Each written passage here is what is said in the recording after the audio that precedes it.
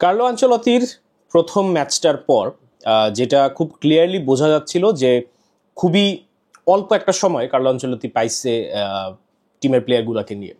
কালকের খেলাটা খুব ইন্টারেস্টিং ছিল মূলত দুইটা রিজনে। এক হচ্ছে যে কতটুকু ট্রান্সফরমেশন নিয়ে আসলে কার্লো আনচেলত্তি কাজ করতেছে, মিনিং যে ডোরিভাল জুনিয়রের যে টাইমটা ছিল সেটা থেকে আসলে কতটুকু চেঞ্জ করতেছে, কি চেঞ্জ করতেছে, কিভাবে চেঞ্জ করতেছে, ওইটার একটা হালকা পাতলা রিফ্লেকশন আমরা আজকের ম্যাচে পাইতাম, কারণ আজকের ম্যাচের আগে একটা মোটামুটি অ্যামাউন্ট অফ টাইম পাইছে।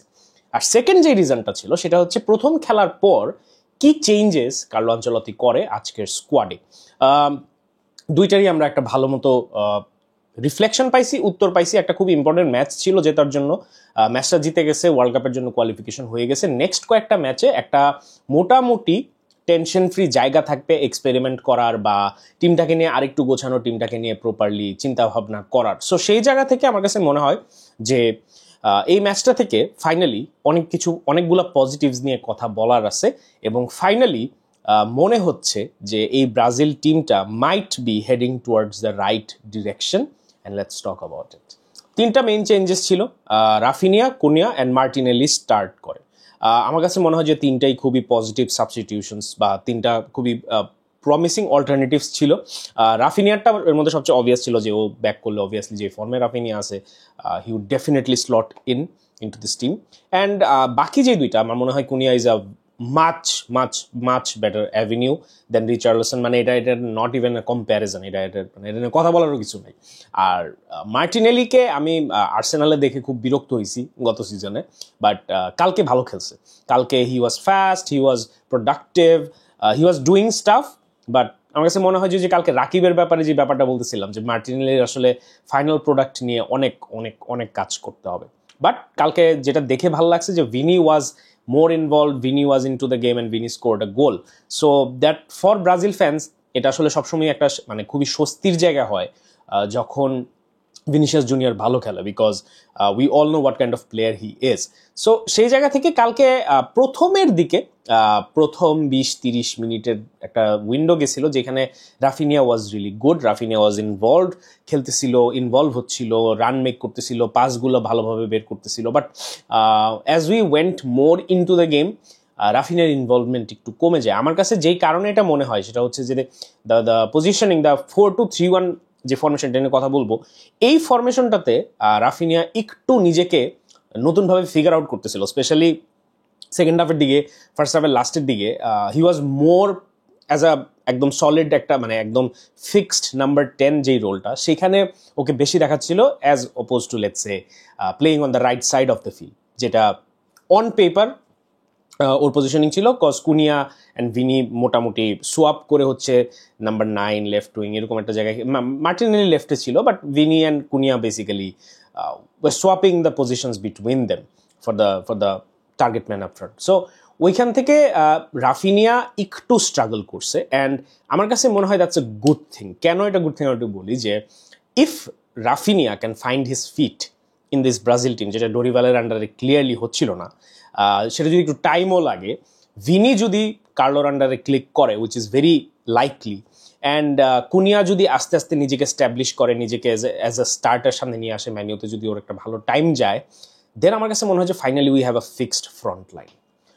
মার্টিনেলি থাকতে পারে, রদ্রিগো থাকতে পারে, হোয়াট এভার। আমার কাছে মনে হয় যে মার্টিনেলি রদ্রিগোর মধ্যে it's not even a competition, মানে it shouldn't be even in the same sentence, it obviously has to be Rodrigo.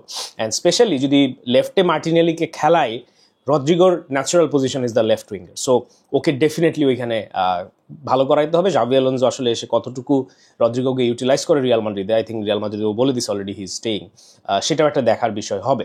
So but ওইটা আবার একটু হ্যাম্পার্ড হবে যদি মানে ওভারঅল সব কিছু মিলায় আর্দা, ওইদিকে এমবাপে, ভিনি সবাই ক্লিক করলে it's difficult to slot him in and give him regular Times. But let's see how it goes. But আমার কাছে মনে হয় যে ফ্রন্ট লাইনটা যদি ফিক্স হয় ব্রাজিলের, এবং এটা যদি ইভেন্চুয়ালি ক্লিক করা শুরু করে, দ্য কাইন্ড অফ পোটেন্সি যেটা ব্রাজিলের আছে আপ ফ্রন্ট, এটাকে যদি ফুলি ইউটিলাইজ করা যায়, এটা দিয়ে আমরা কিছুটা হইলেও ধামাচাপা দিতে পারবো আমাদের মিডফিল্ডের যে একটা বিশাল ল্যাকিং আছে সেইটা। এবং স্পেশালি যদি রাফিনিয়াকে নাম্বার 10 হিসাবেই খেলানো হয়, আমার কাছে মনে হয় যে তখন গুমেরেস এন্ড ক্যাসেমিরোর সাথে যদি একটা পার্টনারশিপ বিল্ড করানো যায়, this could be very interesting. This could be actually very interesting because আমার কাছে মনে হচ্ছে ব্রাজিলের ডিফেন্সটা is probably the best in the 3 departments. মানে এখন যদি আপনি ব্রাজিলের মিডফিল্ড, ফরওয়ার্ড লাইন এবং চিন্তা করেন, ব্যাকলাইন চিন্তা করেন, আপনার কাছে ইজিলি মনে হবে বা ক্লিয়ারলি মনে হবে যে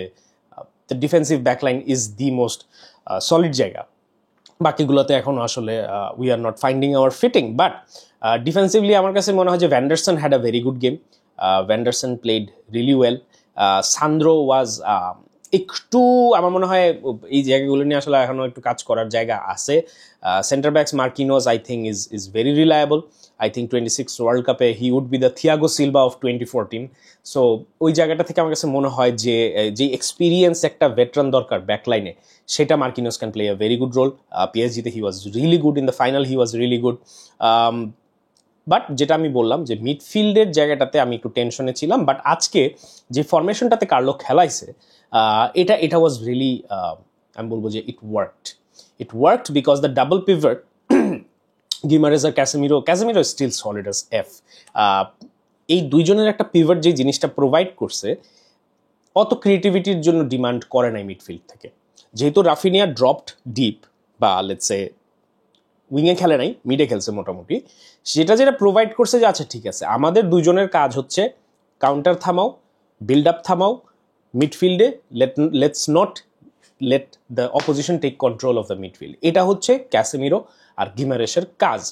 এরা দুইজন যদি কোনো রকমে একটা বল বের করে দিতে পারে, একটা লং বল রিলিজ করতে পারে, প্রেশারটাকে এলিভিয়েট করাইতে পারে, তখন যেটা হবে ভিনির পেস, রাফিনিয়ার ক্রিয়েটিভিটি, রদ্রিগোর পেস হোক, মার্টিনেলির পেস হোক, ওইটা অ্যালাউ করে to attack the opposition in let's say a pack in horde, যেটা হয়েছে। আপনি যদি আজকের ম্যাচের রিপ্লেগুলো দেখেন, দেখবেন যে 4টা প্লেয়ার একসাথে উপরে উঠতেছে। Almost all Brazilian attacking transitions were basically the 4 frontmen, Martinelli, Vini, Rodrigo বলতেছি, Vini, Raphinha and Kunia.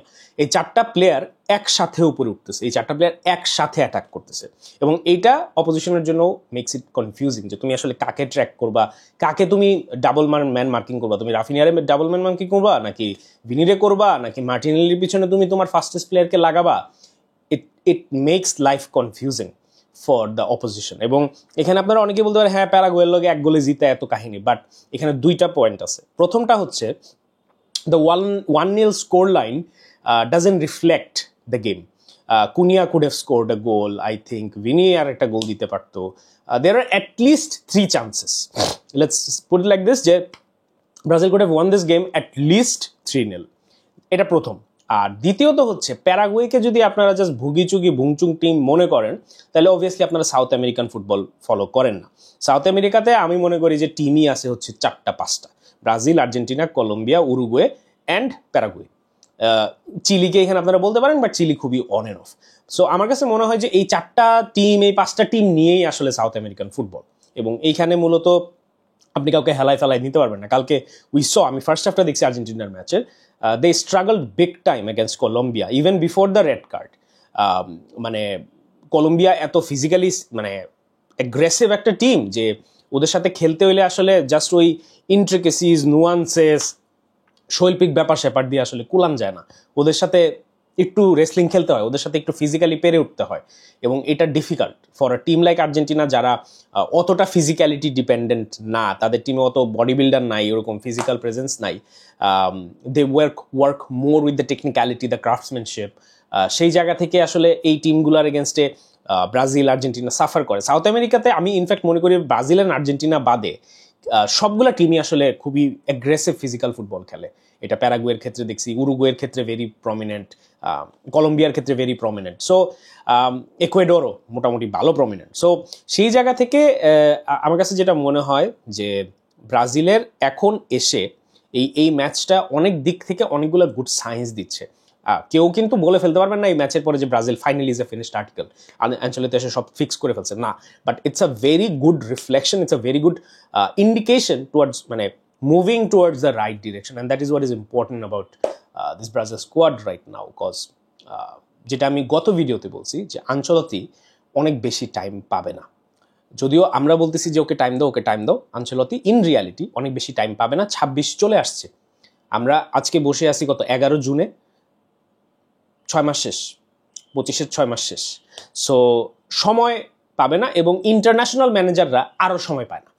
Ancelotti আর কয়টা খেলা পাবে ব্রাজিলের? 5টা, ওয়ার্ল্ড কাপের আগে 10টা, আই ডোন্ট নো।